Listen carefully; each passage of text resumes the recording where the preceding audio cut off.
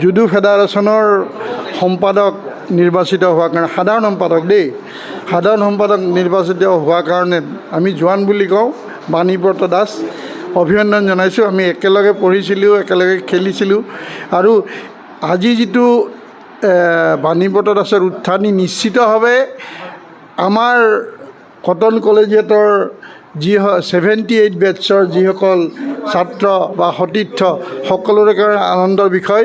আৰু আমি আজি মই এই চেগতে মই অভিনন্দন জনাইছোঁ। আৰু আমাৰ লগত আৰু এগৰাকী সতীৰ্থ আছেই 78 বেটছৰ পৰাগ বৰ্মন। আমি আচলতে কি বুলি ক'ম, মানে অসমৰ ক্ৰীড়া ক্ষেত্ৰত জোৱানৰ এই উত্থান আমাৰ গোটেই সতীৰ্থ সন্মিলনটোৰ কাৰণে সংকল্পৰ কাৰণে এক ডাঙৰ কথা। আৰু আশা কৰিম যিদৰে মানে 86ত যাত্ৰা আৰম্ভ কৰিছিল, আজি 48 বছৰে যিদৰে যাত্ৰা আৰম্ভ কৰিছিল আৰু 86ত NIS কৰি আহি পেলাই যি আমাৰ অসমৰ ক্ৰীড়া ক্ষেত্ৰত জুডোক আগবঢ়াই লৈ গ'ল, তাৰ কাৰণে জোৱানে আজি এই ভাৰতীয় সাধাৰণ কথা নহয় দেই, ভাৰতীয় জুডো মহাসংঘ তাৰ সাধাৰণ সম্পাদক হৈছে। তাৰ কাৰণে যি সাধনা আছিল, খেলৰ সৈতে নিবিড়ভাৱে জড়িত হৈ যি ধৰণে কাম কৰি গৈছিল তাৰ ফল পাইছে। আৰু আচলতে জোৱানে আজিৰ পৰা হয়তো 10 বছৰমান হ'ব 10 বছৰমান হ'ব যেতিয়া টেকনিকেল ছেক্ৰেটাৰী, আচলতে সেই পষ্টটো তেতিয়া ছেকেণ্ড প্ৰেচিডেণ্টৰ পিছতে আচলতে আছিল। কিন্তু কিবা কাৰণত টেকনিকেল ছেক্ৰেটাৰীটো গুৰুত্বহীন কৰি পেলালে সাধাৰণ প্ৰশাসন সম্পাদক হিচাপে। যি নহওক, তেতিয়াৰ পৰাই মই ভাবি আছিলোঁ যে জোৱান সেই উচ্চ পদলৈকে যাওক, আৰু আজি সেই দিনটো আহি পৰিছে। গতিকে আমি কি ক'ম যে অসমৰ ধৰক ময়ো স্পৰ্টছ জাৰ্নেলিষ্ট ফেডাৰেশ্যন অফ ইণ্ডিয়াৰ ছেক্ৰেটাৰী হৈছিলোঁ।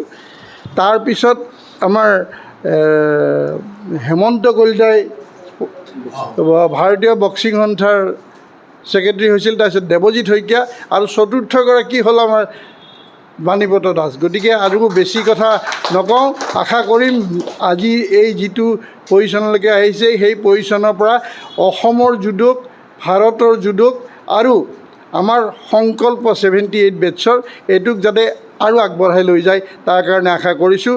আৰু লগতে অসমৰ ক্ৰীড়া ক্ষেত্ৰকো এক সুন্দৰভাৱে আগবঢ়াই লৈ যোৱাৰ ক্ষেত্ৰত মানে তেওঁ পদক্ষেপ দিব বুলি আশা কৰিলোঁ।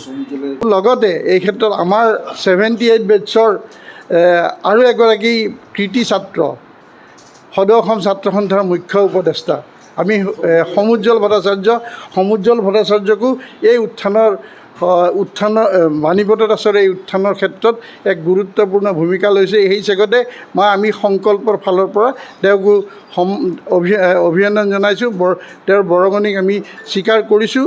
আৰু বেছি নকওঁ, মই কথাটো হ'ল যে জোৱানে অসমৰ জুডোক, ভাৰতৰ জুডোক আগবঢ়াই লৈ যাওক। যিটো সুনাম মানে আছে সেই সুনাম আৰু বৃদ্ধি কৰক।